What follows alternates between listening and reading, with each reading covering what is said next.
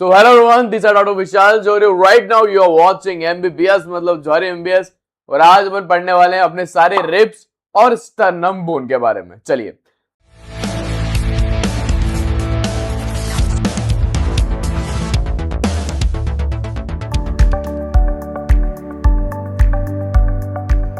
तो अभी आप जो पूरा मेरा लेक्चर देख रहे हो, ये लेक्चर एक्चुअली मेरा सैंपल वीडियो है। मेरा एक कोर्स है, इसका नाम है एनाटॉमी इन 30 डेज। इसके अंदर आप 30 दिन में पूरी एनाटॉमी कंप्लीट कर लेते हैं, जिसमें मैंने नए क्लिनिकल पैटर्न के हिसाब से, रीजनिंग के टॉपिक के हिसाब से पढ़ा है।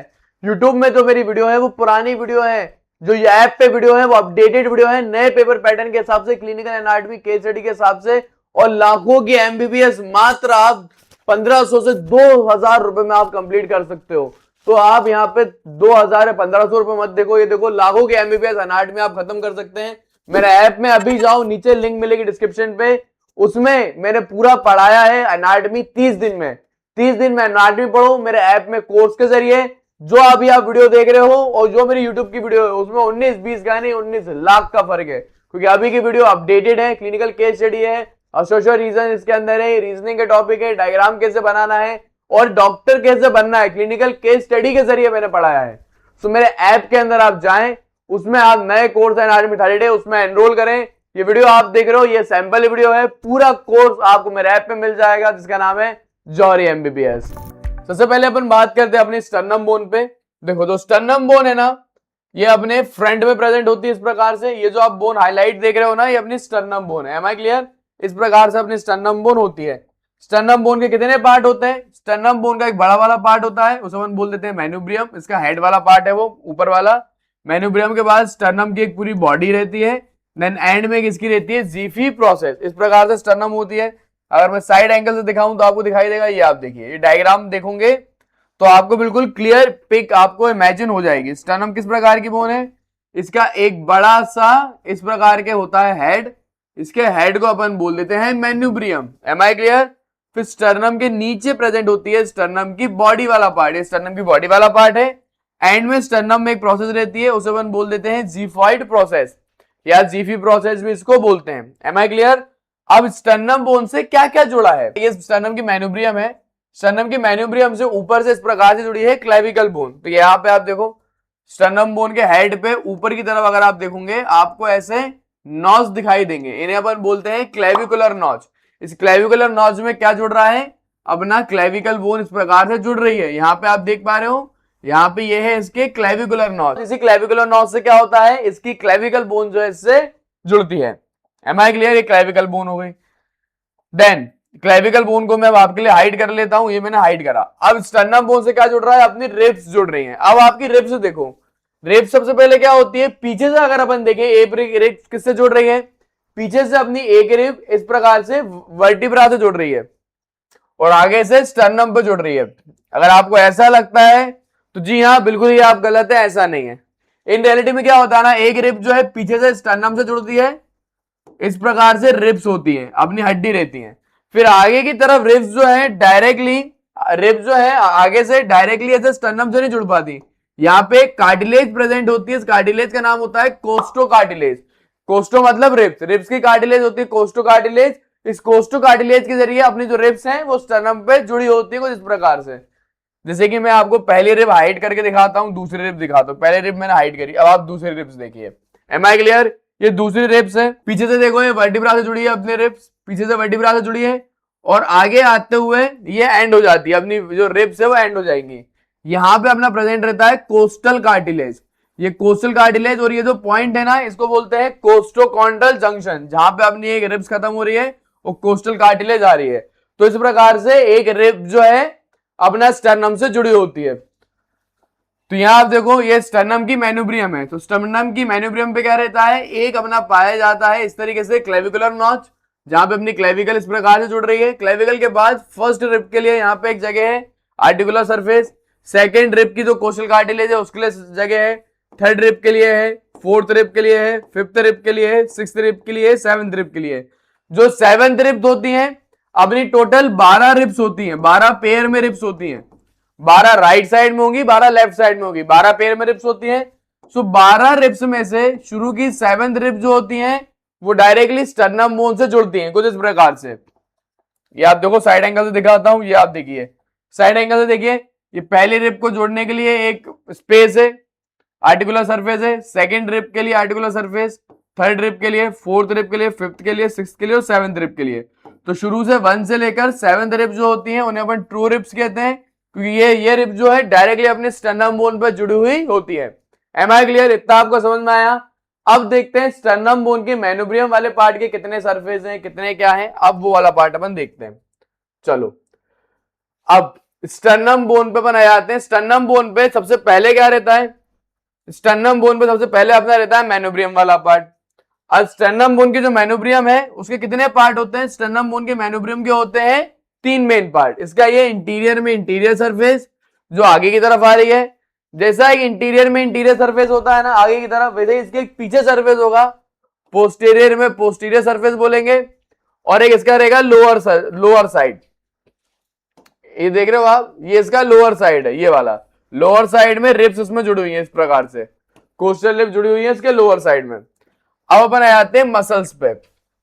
चलो मैं मसल ले आता हूं आप लोगों के लिए, ये मैंने मसल आपके लिए ले आया। अब आप खुद देखो स्टर्नम के इंटीरियर सरफेस पे क्या जुड़ा हुआ है, ये स्टर्नम की मेनोब्रियम है। स्टर्नम की मेनोब्रियम पे ये कौन सी मसल जुड़ी हुई है? इस मसल का नाम है पेक्टोरालिस मेजर मसल। तो पूरी स्टर्नम पे आप देखो, स्टर्नम के मेनोब्रियम पे भी और स्टर्नम की बॉडी पे भी पूरे में कौन सी मसल जुड़ी हुई है? अपनी पेक्टोरालिस मेजर मसल जुड़ी हुई है। तो स्टर्नम की जो इंटीरियर सरफेस है उससे 2 मसल जुड़ी होती हैं, एक स्टर्नोक्लेडोमास्टोइड मसल और एक pectoralis muscle. Pectoralis major muscle मैंने आपको दिखाई। पेक्टोरालिस मेजर मसल के अलावा स्टर्नम की मेनोब्रियम पे ऊपर की तरफ अगर आप देखो एक और मसल जुड़ी है।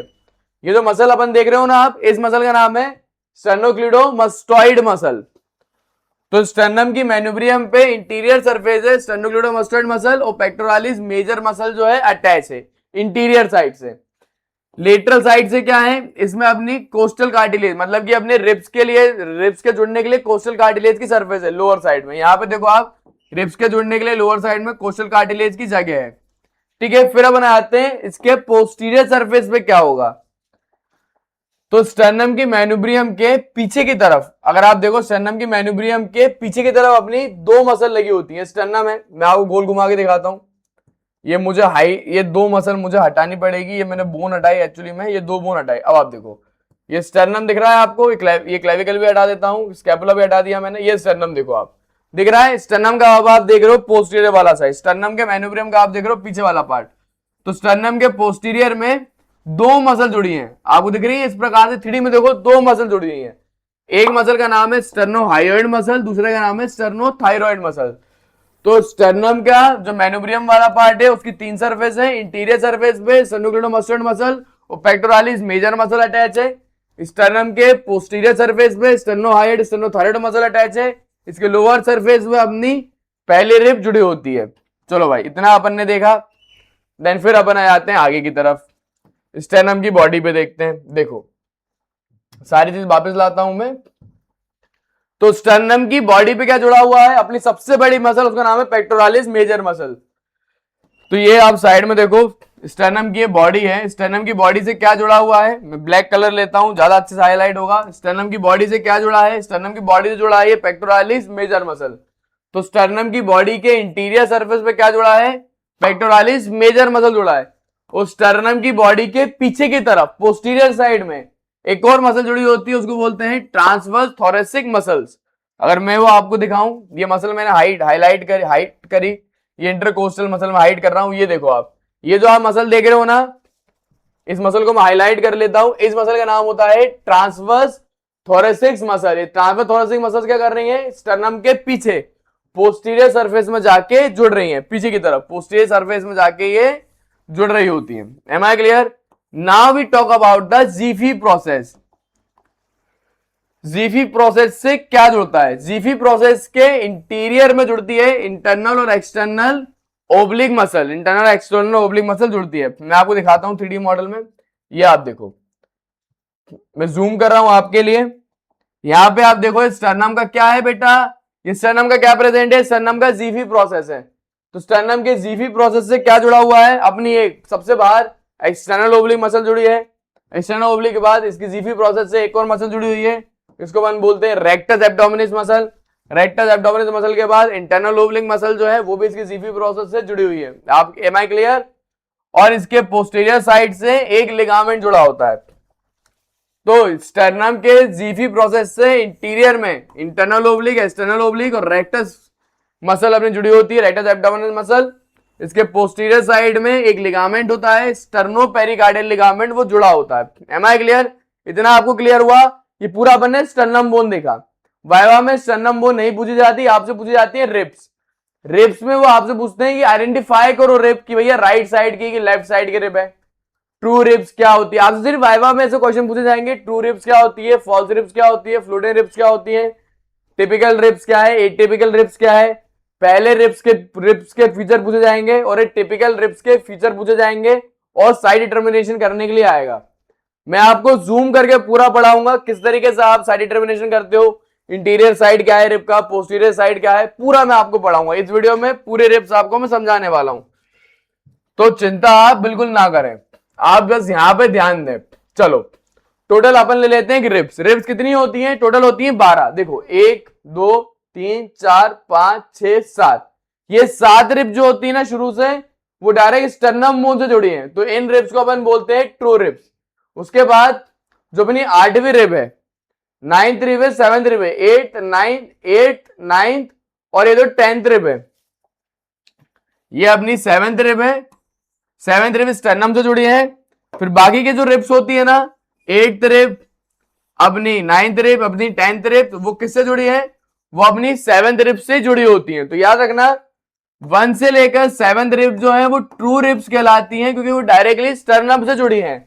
बाकी की 8th rib, 9th rib, 10th ribs को अपन फॉल्स रिब्स बोलते हैं, क्योंकि वो अपने 7th रिब पे जुड़ी होती हैं, ना कि स्टर्नम बोन पे। Am I clear?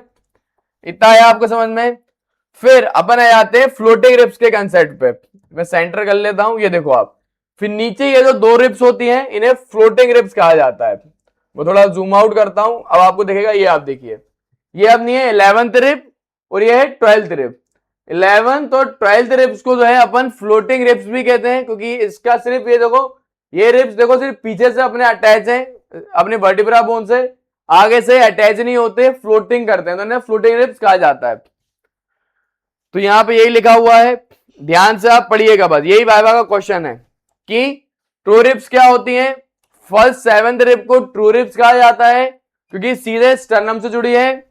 False ribs क्या होती हैं? बाकी की जो नेक्स्ट रिब है, 8th rib, 9th rib, 10th rib, उन्हें फॉल्स रिब्स कहा जाता है, क्योंकि ये 7th रिब्स पे जुड़ी होती हैं, ना कि स्टर्नम बोन पे। फिर फ्लोटिंग रिब्स कौन सी होती हैं? 11 और 12 जो है फ्लोटिंग रिब्स कहलाती हैं। Now we talk about the typical rib and atypical rib. चलो, जो टिपिकल रिब होती है ना, उनमें सब में कॉमन फीचर होता है। मतलब टिपिकल रिब्स किन रिब्स को बोलेंगे? टिपिकल रिब्स उन रिब्स को बोलेंगे जिनके अंदर एक हेड हो, एक नेक हो, एक ट्यूबरकल हो और एक एंगल बन रहा हो और एक शाफ्ट हो। जितने भी रिब्स में इतने सारे स्ट्रक्चर होते हैं ना, उनको बोलते हैं टिपिकल रिब्स। अपने 3rd से लेकर 9th रिब जो रहती है ना, वो टिपिकल रिब्स कहलाती हैं, कॉमन फीचर शेयर करती हैं। बाद में एटिपिकल कौन सी होती है? पहली एटिपिकल रिब है जो अपन को अच्छे से पढ़नी है, 8th एटिपिकल रिब है, 10th 11th 12th। बाकी की ये जो 5 होती हैं वो एटिपिकल रिब्स कहलाती हैं। वाइवा में ऐसे क्वेश्चन आता है, टिपिकल रिब और एटिपिकल रिब क्या होता है। अब आपको मैं ना एक रिब दिखा देता हूं, ये वाली रिब देखो आप, ये एक रिब मैंने आपके लिए हाईलाइट कर ली। अब टिपिकल रिब की खास बात क्या है? टिपिकल रिब्स में होना चाहिए एक एंड। याद रखना, टिपिकल रिब्स की खास बात क्या है? इनमें एंड होते हैं। हर रिब्स में 2 एंड होते हैं। एक आगे की तरफ इंटीरियर एंड होता है, ये तो कोस्टल कार्टिलेज है, ठीक है, ये तो कोस्टल कार्टिलेज है। ये जो है ये अपनी हड्डी का एंड है, ये इंटीरियर एंड है। इंटीरियर एंड जो रहता है ना, वो आगे की तरफ होता है। और एक रहता है पोस्टीरियर एंड। पोस्टीरियर एंड जो है वो ज्यादा ब्रॉड होता है, और पोस्टीरियर एंड कहां रहता है? पोस्टीरियर साइड में रहता है। अब इसके पोस्टीरियर एंड में देखते हैं क्या क्या स्ट्रक्चर आपको देखने को मिलेंगे। देखो, अब इसका जो पोस्टीरियर एंड जो होता है ना एक रिब का, उसकी खास बात क्या है? उसके अंदर आपको देखने को मिलता है एक हेड। पोस्टीरियर एंड में आपको एक हेड देखने को मिलता है। Am I clear? एक हेड देखने को मिलेगा। हेड के बाद देखने को मिलता है एक नेक, एक नेक देखने को मिलेगी। फिर यहां पे एक ट्यूबरकल देखने को मिलता है। यहाँ पे ट्यूबरकल देखने को मिलता है, ट्यूबरकल के बाद पूरा एक देखने को मिलता है शाफ्ट वाला एरिया। M I clear?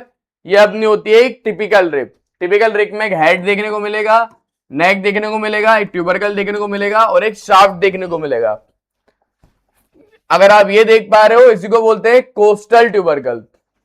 मैं एक रिप को आपको साइड एंगल से दिखा रहा हूं, ये आप देखो, ये अपन ने साइड एंगल से देखा। ये जो आप रिप देख रहे हो ना, इसको बोलते हैं कोस्टल ट्यूबरकल।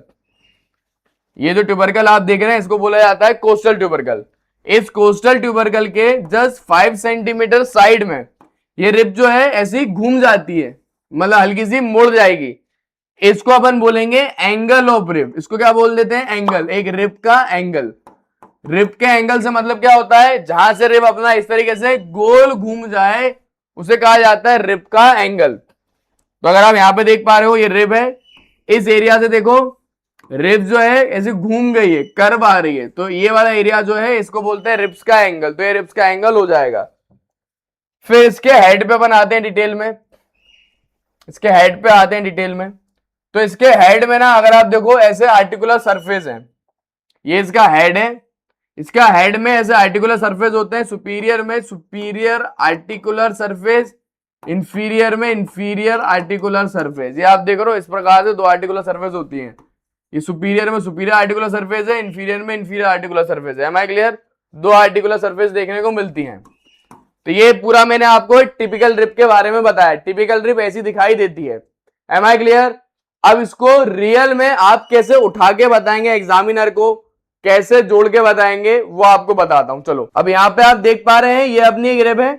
अब रिप को आप कैसे पकड़ेंगे? ऐसे पकड़ोगे उल्टा कि ऐसे पकड़ोगे? एनाटॉमिकल पोजीशन क्या है इसको पकड़ने की? पहला अपना वाइवा का क्वेश्चन देखो, एनाटॉमिकल पोजीशन कैसे अपन पता लगाते हैं। यहाँ पे देखो रिप्स के दो एंड होते हैं, एक इंटीरियर एंड होता है। इंटीरियर एंड जो है अपना ब्लेंड है, इसमें हेड नेक नहीं है। आप देख रहे हो इसमें हेड नेक नहीं है। पोस्टीरियर एंड आपको क्लियर दिख जाएगा, इसमें एक हेड होगा, एक नेक होगी। पोस्टीरियर साइड में देखो क्लियर दिख रहा है, पोस्टीरियर एंड में एक हेड है, एक नेक है, एक ट्यूबरकल है। ट्यूबरकल के 5 सेंटीमीटर साइड में देखो ऐसा पूरा रिप जो है टेढ़ा हो रहा है, ये इस प्रकार से, उसको बोलते हैं एंगल ऑफ रिप। तो ये रिप का एंगल भी आपको देखने को मिलेगा। तो आपको पोस्टीरियर साइड ना अलग ही समझ में जाएगा, उसमें दो आर्टिकुलर सरफेस भी होंगी। ये आर्टिकुलर सरफेस में क्या होता है, इस तरीके से एक रिप जो है थोरेसिक वर्टिब्रा से जुड़ती है। ये आप देखो इस प्रकार से एक रिप थोरेसिक वर्टिब्रा से जुड़ेगी, देख रहे हैं आप। तो अब आपको करना क्या है, एनाटॉमिकल पोजीशन पकड़ने के लिए आपको ऐसे उल्टा नहीं पकड़ना, आपको करना है इसके हेड वाले पार्ट को इस तरफ कर देना है, पीछे की तरफ। Am I clear? ऐसा आपने करा। फिर आपको इंटीरियर पोस्टीरियर कैसे पता लगेगा? देखो, अब अपना जो रिब होता है ना, रिब के नीचे की तरफ एक चीज प्रेजेंट होती है, उसको बोलते हैं कोस्टल ग्रूव। ये आप देख रहे हो, रिब के नीचे ना एक ग्रूव प्रेजेंट होता है, उसको बोलते हैं कोस्टल ग्रूव। कोस्टल ग्रूव से अपनी इंटरकोस्टल नर्व और इंटरकोस्टल आर्टरी जो है पास करती है। तो एक कोस्टल ग्रूव जो होता है उसको आपको ऐसे कर देना है नीचे की तरफ। आप देख रहे हो, कोस्टल ग्रूव को आपको ऐसे नीचे की तरफ कर देना है। ये आप देखो, अगर आप देख पा रहे हो ये मेरे लेफ्ट साइड में आ रहा है, ये तो ये मेरी लेफ्ट साइड की रिब है। तो इसको इस तरीके से एनाटॉमिकल पोजीशन में आपको होल्ड करना है इन सच ए वे, इसका हेड जो है पोस्टीरियर साइड में आए, जो इसका इंटीरियर एंड है वो आगे की साइड आए, इसकी कोस्टल ग्रूव जो है वो नीचे की तरफ आए डाउनवर्ड, वो शार्पेस्ट भी होती है थोड़ी सी। इस तरीके से इसको आपको एनाटॉमिकल पोजीशन में पकड़ना है। Am I clear? ये मेरे लेफ्ट साइड में भी आ रहा है, तो ये लेफ्ट साइड की मेरी रिब है। तो ये मेरी एक टिपिकल रिब है। टिपिकल रिब में मैडम पूछेंगे तो क्या बोलोगे आप वाइवा में कि टिपिकल रिब में मैडम एक हेड होता है, इसके हेड में दो आर्टिकुलर सरफेस होती हैं, फिर एक मैडम नेक होता है टिपिकल रिब में, नेक वाला पार्ट होता है, और एक पाया जाता है इसमें ट्यूबरकल, ठीक है। और यहाँ पे एक होता है एंगल, जिस एंगल से पूरी रिब ऐसे नीचे की तरफ मुड़ी हुई होती है, ठीक है। Am I clear? ये अपना पूरा हो गया टिपिकल रिब। किस तरीके से एनाटॉमिकल पोजीशन में आपको होल्ड करना है, कैसे एग्जाम में बताना है, पूरा मैंने सिखाया। अब अपन आते हैं अपनी पहले रिब पे। चलो, ये अपन ने टिपिकल रिब देखी। टिपिकल रिब देखने के बाद अपन को देखनी है ये पहले रिब। पहले रिब बहुत ही डिटेल में पढ़नी पड़ती है।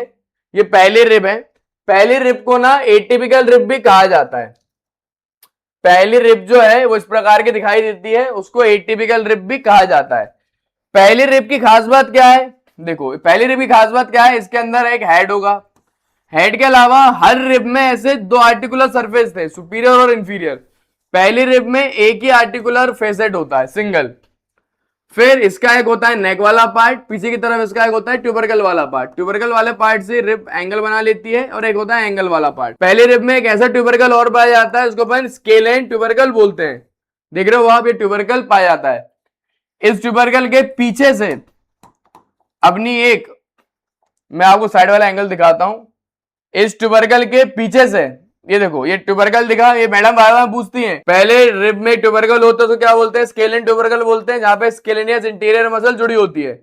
इस स्केलेन ट्यूबरकल के पीछे क्या प्रेजेंट होता है? अपनी एक आर्टरी प्रेजेंट होती है इसके ऊपर की तरफ, उसको बोलते हैं सबक्लेवियन आर्टरी। ट्यूबरकल के पीछे और ट्यूबरकल के आगे क्या प्रेजेंट होता है? एक वेन, स्केलेनियस वेन। और इसके पीछे अपनी प्रेजेंट है पूरी अपना ब्रेकियल प्लेक्सिस। 3D मॉडल में दिखाऊं तो आपको यहाँ पे 3D मॉडल में देखना है। ये आप देखिए, 3D मॉडल है पूरा, इसको मैं जूम कर रहा हूं। ये जो आप ट्यूबरकल देख रहे हो ना, इसको अपन स्केलेन ट्यूबरकल बोलते हैं। देख रहे हैं आप, ये स्केलेन ट्यूबरकल कहा जाता है। स्केलेन ट्यूबरकल के पीछे से, स्केलेन ट्यूबरकल के पीछे से अपनी एक आर्टरी रहती है, सबक्लेवियन आर्टरी पास करती है। सबक्लेवियन आर्टरी के लिए ग्रूव होगा, ये आर्टरी का ग्रूव है, ये प्रेजेंट होता है ब्रेकियल प्लेक्सिस। और स्केलेन ट्यूबरकल के आगे की तरफ अपनी रहती है वेन, सबक्लेवियस वेन का ग्रूव रहता है। तो ये एक इंपॉर्टेंट बोनी लैंडमार्क्स हैं, आपको याद करने पड़ेंगे। बाकी तो वही, इसके अंदर एक हेड होगा, एक नेक होगा, एक ट्यूबरकल होगा। बस पहले रिब में क्या होता है? एक एक्स्ट्रा ट्यूबरकल और होता है, स्केलियन ट्यूबरकल उसको बोलते हैं, जहां पे स्केलेनियस इंटीरियर मसल जुड़ी होती है। उसके पीछे artery, subclavian artery, brachial plexus, इसके आगे सबक्लेवियन वेन पास करती है। ये एक डायग्राम आपको याद करना पड़ेगा। Am I clear? उसके अलावा पहली रिब पे ना कुछ मसल्स भी अटैच होती हैं, तो पहली रिब पे कौन कौन सी मसल अटैच है वो भी आपको याद करना पड़ता है। तो यहाँ पे ये एक डायग्राम आप देख लो। पहली रिब पे ना लेटरल साइड में एक मसल अटैच होती है, उसको बोलते हैं सेरेटस एंटीरियर मसल। एक और मसल अटैच होती है, उसको बोलते हैं स्केलेनियस मीडियस मसल। आगे की तरफ एक और मसल अटैच होती है, यहां पे आप देख पा रहे हो, इस मसल का नाम है सबक्लेवियस मसल। तो अपन को ये 3 मसल का नाम भी याद होना चाहिए। Am I clear? So this is all about ribs. ये पूरा रिब्स और स्टर्नम के ऊपर बता दिया।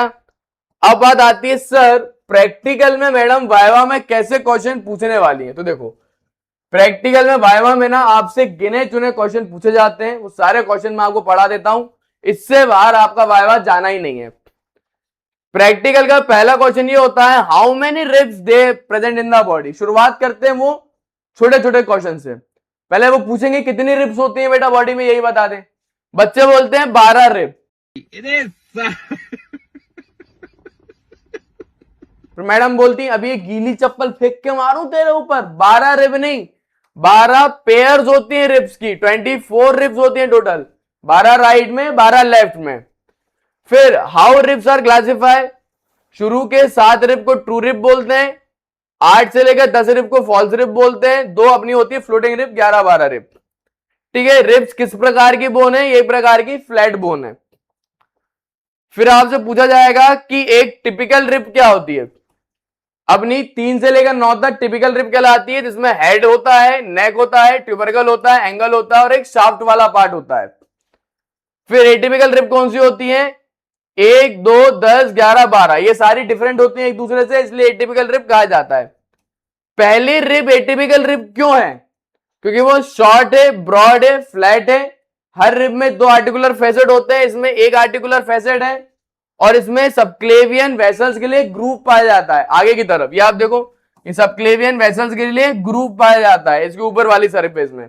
पीछे की तरफ आर्टरी के लिए, आगे की तरफ ग्रूव होता है वेन के लिए। फिर सिग्निफिकेंस आप बताओ कोस्टल ग्रूव का, कोस्टल ग्रूव का सिग्निफिकेंस क्या है? तो एक कोस्टल ग्रूव में आपको दिखाई देता हूं, मैं लेता हूं ये वाले रिब। ये आप देखो, ये एक रिब है, रिब के नीचे जो आपको ग्रूव दिख रहा है ना, दिखाई दिया? कम ऑन एवरीबॉडी, रिब्स के नीचे ये जो ग्रूव दिखाई देता है ना, इसको अपन बोलते हैं कोस्टल ग्रूव। इस कोस्टल ग्रूव से क्या होता है? अपना intercostal when, intercostal artery, intercostal nerve जो है वो पास करती हैं। इनकी अरेंजमेंट क्या है? पहले होती है वेन, फिर अपनी होती है आर्टरी, आर्टरी के बाद अपना होता है nerve.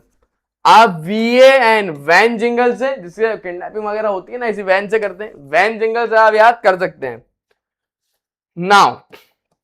Now we talk about the further things. Which muscle attach to first rib. मैंने बोला था ये बहुत वाइवा का बहुत इंपॉर्टेंट क्वेश्चन है, मैडम पूछती है कि पहले रिब पे बता कौन कौन सी मसल अटैच है, तो आपको बोलना madam subclavius muscle, serratus anterior muscle, intercostal muscle attach. फिर ये जो स्केलिन ट्यूबरकल होता है इसके आगे पीछे से क्या पास करता है, पहले रिब में ये ट्यूबरकल होता है स्केलिन ट्यूबरकल, उसके आगे पीछे क्या पास करता है, तो स्केलिन ट्यूबरकल के फ्रंट से मैंने आपको बताया सबक्लेवियन आर्टरी पास, सबक्लेवियन वेन पास करती है और इसके पीछे से सबक्लेवियन आर्टरी और ब्रेकियल प्लेक्सिस ऐसे पास करता है। तो फ्रंट से सबक्लेवियन वेन, बिहाइंड से सबक्लेवियन आर्टरी और ब्रेकियल प्लेक्सिस पास करता है। फिर पहली रिब का क्लिनिकल एनाटॉमी क्या है, पहली रिब की क्लिनिकल एनाटॉमी क्या है, मान लो पहली रिब है, पहली रिब से ऐसे, पहली रिब के ऊपर से सबक्लेवियन आर्टरी सबक्लेवियन वेन पास करती हैं। अगर वो दब जाए किसी ट्यूमर वगैरह के कारण तो यहाँ पे एक सिंड्रोम हो जाता है, उसको बोलते हैं थोरेसिक आउटलेट सिंड्रोम। जब हम थोरेक्स पढ़ेंगे ना, डिटेल में आपको पढ़ाऊंगा थोरेसिक आउटलेट सिंड्रोम, ये बीमारी हो जाती है। Now we talk about the floating rib. Floating rib की खास बात क्या है, वो अपने स्टर्नम से अटैच नहीं होती, पीछे से वर्टिब्रा से अटैच है। फिर what is cervical rib, cervical rib क्या होता है, अभी ये एक नई चीज आ गई साहब, ये कुछ लोगों में होता है, कुछ लोगों में क्या होता है, ये जो अपनी 7 सर्वाइकल वर्टिब्रा है ना, इस 7 सर्वाइकल वर्टिब्रा से भी एक और रिब अटैच हो जाती है, जेनेटिक बीमारी है। 7 सर्वाइकल वर्टिब्रा से भी एक नई रिब आ जाती है, उसको अपन बोल देते हैं सर्वाइकल वर्टिब्रा। तो this is all about ribs and sternum. इससे ज्यादा क्वेश्चन होते ही ना है तो पूछे क्या जाएंगे साहब, ये पूरा मैंने आपको बता दिया। होप सो आपके प्रैक्टिकल बहुत अच्छे जाए। So all the best for your practical exams.